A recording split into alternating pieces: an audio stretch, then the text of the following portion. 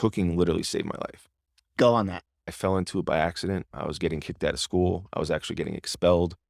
I was at a VOTEC program. My mother begged him, and I, at this point, have been through 5 shops, masonry, auto mechanics.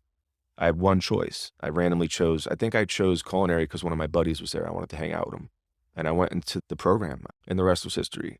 And by 11th and 12th grade, full-time, I got out of high school and I worked the line 6 days a week. But I say it saved my life because this might get emotional, we'll see. But when they gave me an option, and basically they told my mother, we're going to ask the culinary instructor, his name is Dave Joyce.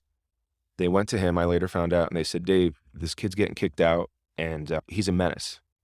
And I wasn't that bad, but I don't know what I did, but I did something, man. But they approached him and they said, Dave, you don't have to accept this kid. He's a nightmare. He goes, you don't have to accept him. And he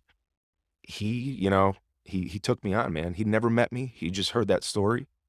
And like, dude, if he didn't say yes to that, to accepting me as a student, I may have been dead or in jail. That's real talk. That's wild. And, I get a little emotional because it's like, it really saved my life, man. Cooking matured me. It brought me from this young street kid running around to chef whites, competitions, accepted into the CIA. Like, I was a success story in VOTEC, man. Like, it really inspired a lot of like teachers to look at some of these students and give them a better chance or give them a second chance, and gave them hope. And the rest was history, man. It really matured me.